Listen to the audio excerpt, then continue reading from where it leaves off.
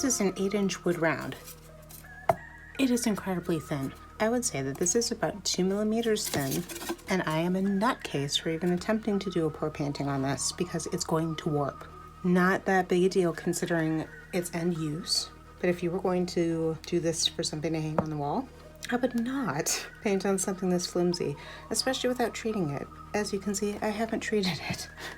It's like I have a death wish or something. Hello, friends, neighbors, painters, and victims alike. Welcome to my lair. I am Raina, the vampire of what the because a witch would be far too obvious, wouldn't it?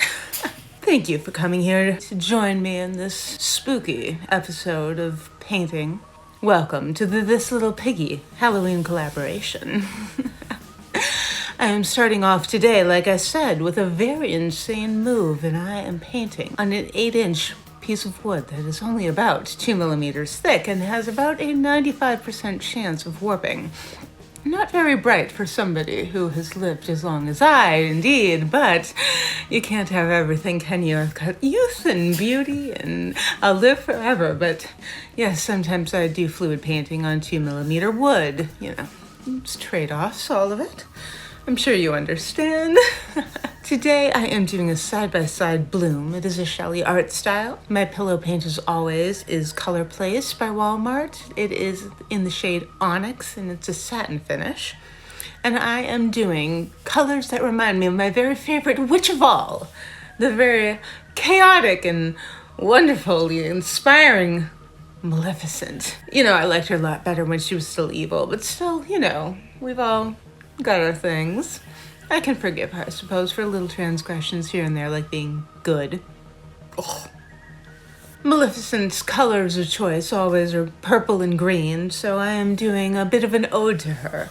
And I am using the Piggy Paint method of layering to produce some of the most fabulous cells that I think that I can. The first layer of green on the green side is this little piggy in Lily Pad, which is a light, bright, sparkly green. It's got mica in it, so it's got that bling, you know, that bling that I love. It's like fresh glistening blood. On the purple side, I'm starting out with Nightfall, also by this little piggy, which is the purple of my dreams, deep and sparkly and rich and just delicious. On the green side for paint, I am using DecoArt Extreme Sheen in Emerald. And on the purple side, I am using another shade of DecoArt Extreme Sheen. This one is Amethyst. Now, it looks rather similar to the Nightfall, but I like to use these paints because they make fabulous cells of their own.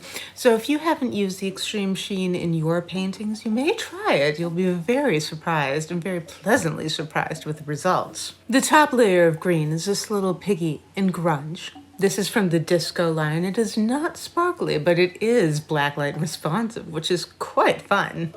And I'm finishing up the purple side with Funk by this little piggy. This is a neon purple, also not sparkly, but glows under a blacklight. You know, I wonder if somebody were to accidentally drink that, and then I were to drink them, if their blood would be blacklight responsive, then I would be blacklight responsive. I think I should try it. Sounds fun, doesn't it?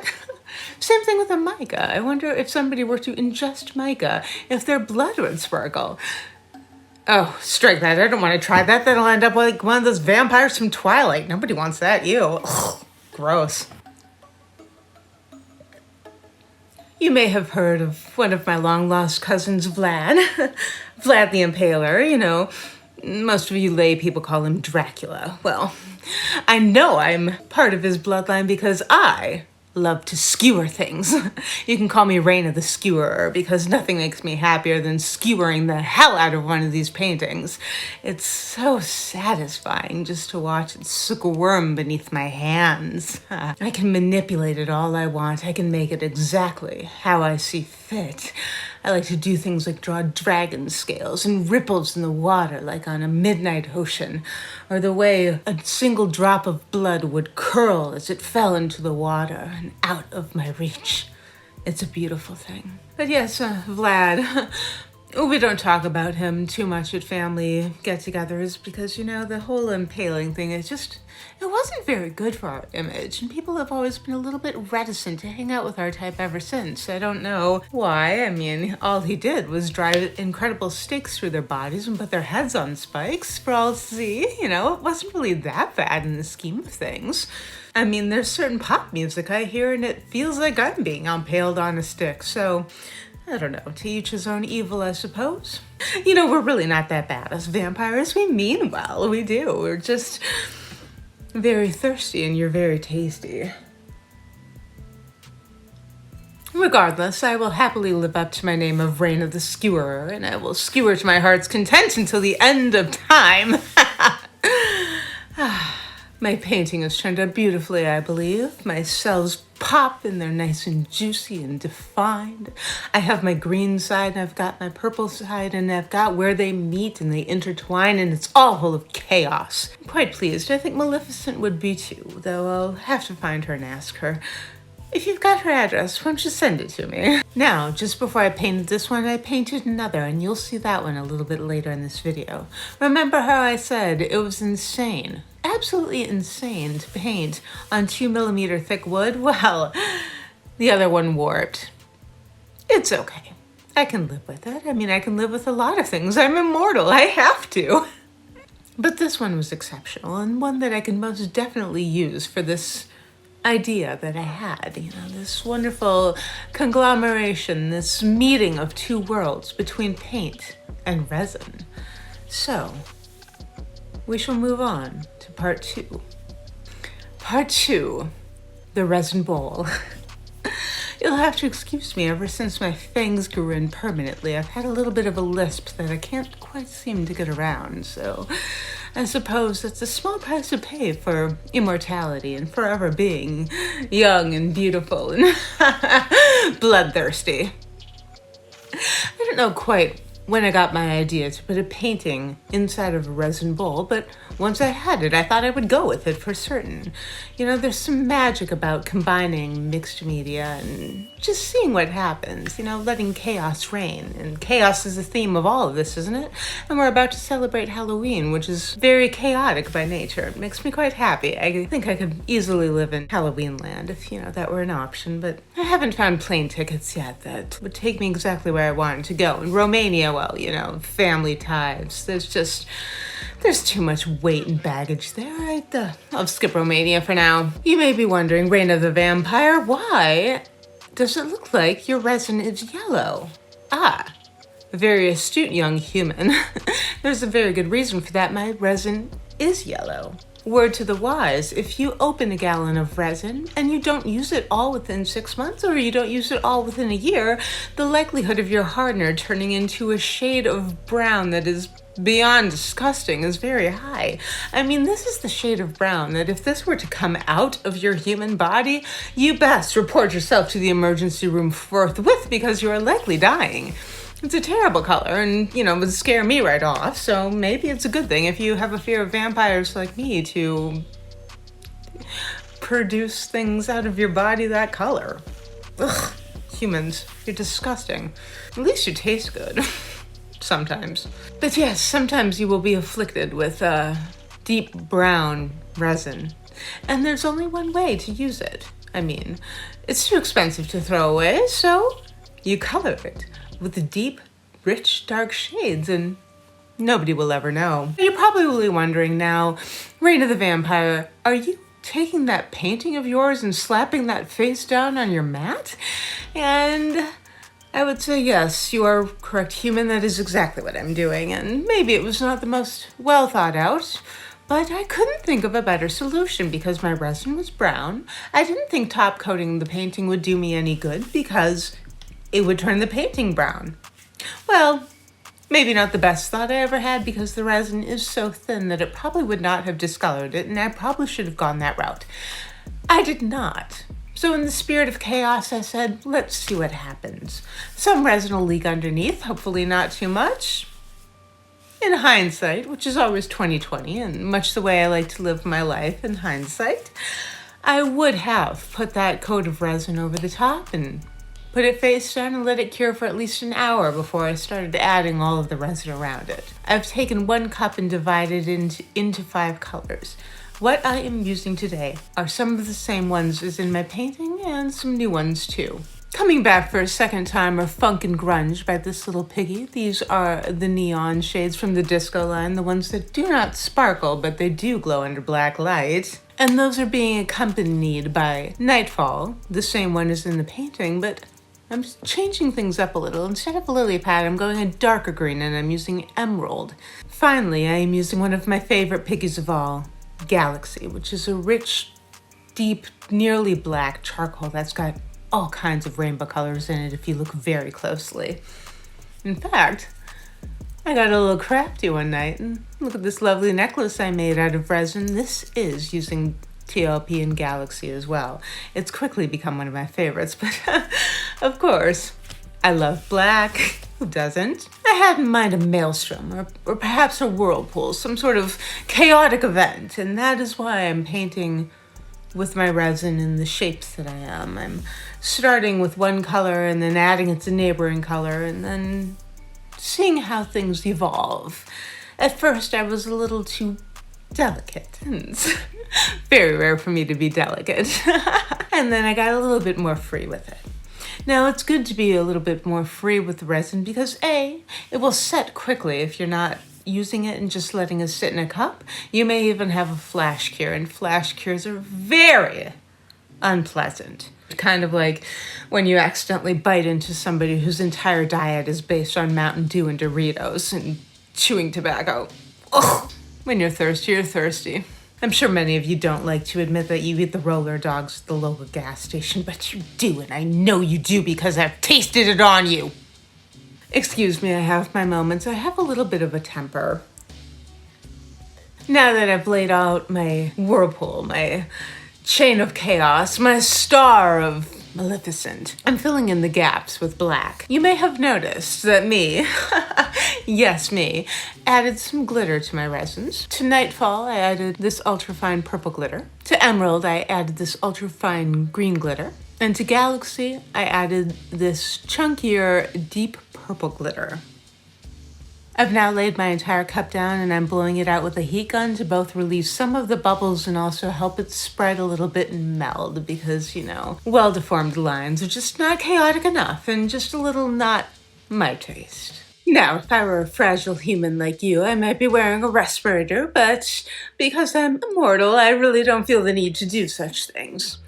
But if I were mortal, if I were not going to live forever, and I were using a heat gun on resin inside, I would use a respirator. It's just, you know, common sense.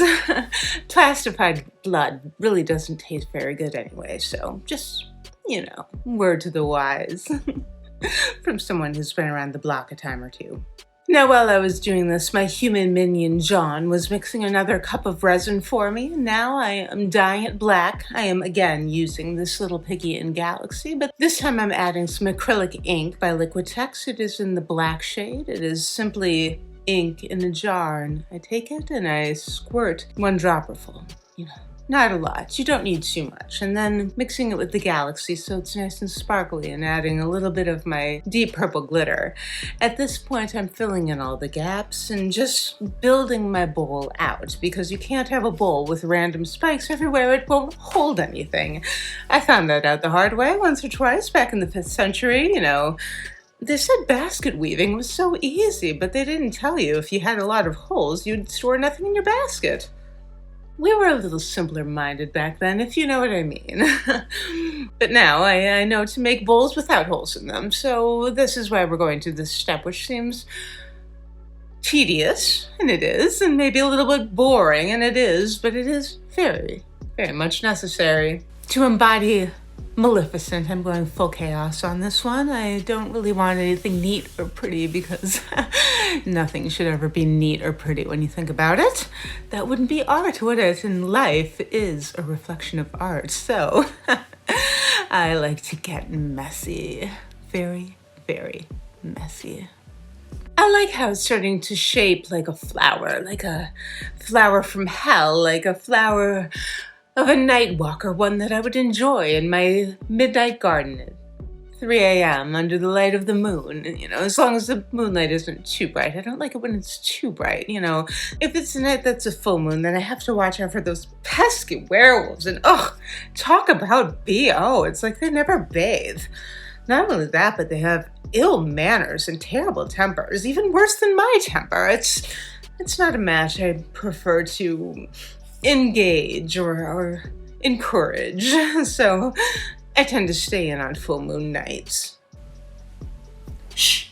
It's me, Raina, the real witch of what the interrupting that creepy-ass vampire bitch for a moment to say, hey, thanks for being here. Please like and subscribe and check out the description box below so you can see all of the different videos in this amazing collaboration today. I'm glad you're here, and I better hide because that chick is frightening and she is really thirsty, so I'm gonna skedaddle. We'll see you around. Bye. Now that my beautiful hellflower is all bloomed, I'm weighting it down, so hopefully not a lot of resin sneaks up under my painting. And because I love chaos and I am Raina the Skewerer, I'm skewering it even more. I just need that extra punch, that extra, that magic, that thing. Makes your blood curdle just a little bit, but in a good way. Fast forward 2 hours later, and I am ready to complete a step that I thought of maybe a little late, but still thought, I can do it. Why not? I don't know if I told you earlier, but when I painted my painting, that was the second painting I painted that night. The first one, well, it warped. And it warped badly. It would have been a lovely painting, but it ended up curving. It looked something like this. And the cells melted and everything melted, but it was still green and purple, and I thought, well, this bowl had better have a stylish bottom, so I flattened it under a couple of books for a few days, and once my flower from hell has cured for about 2 hours, I put a little bit of resin on the original painting on the back and then smushed this one down it. And now I'm sealing it and spreading the resin around for a little bit more texture and a little bit more interest. I'm using the heat gun to melt it a little bit and make it all one cohesive piece. Though I don't really know why I cared that much, because cohesion and chaos are nearly exact opposites, and I like chaos. I like madness. Fast forward another 4 hours and the resin is set enough to make magic happen. Now you may wonder, what is in the bag? Well, it is a lampshade. And it's covered in a shopping bag. It's really that simple. It is literally a lampshade. And once the resin is set enough that it's still flexible, but it's not going to drip off the edges, it is time that you can drape it. And you can drape it over lampshades, or you could drape it over a vase, or you could drape it over the urn containing your grandmother's ashes. Whatever makes you happy, you can do. The skull of your enemy? Sure. Why not? I've tried that once or twice. Doesn't always have the flattest bottom, but sometimes tipsy-turvy bowls can be just as fun. For some reason, this wanted to take the form of a square, which I am not a square, and I don't like square things, so I had to prop it up a little bit using some soda cans and other things to just give it a little bit of structure while it finished setting. The next morning it is set, and I am putting a little bit of resin on the very base of it, so it's got a nice base to sit on, and then I am spreading more resin around the side so it drips down and creates even more of that beautiful texture that I'm going for. Fast forward one entire day later. I've let the entire bowl set for 24 hours at least, even longer, because you want it solid before you take it off of its mold. So here I am, prying it from the bag upon which it rests because resin has dripped off and melted to the bag in places. I invert it, and now, oh, it's so satisfying. I pull away the mat to reveal the ball.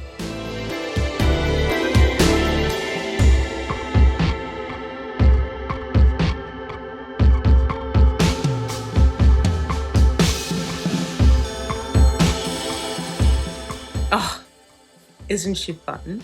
Isn't she lovely? I find I'm quite pleased, even though the resin snuck under the painting further than I would like it. It did spare the best of the cells, and there's places that you can see the curlicues and the dragon scales right through the resin and give it kind of a fun effect. So I didn't consider it a loss, I just considered it a design feature.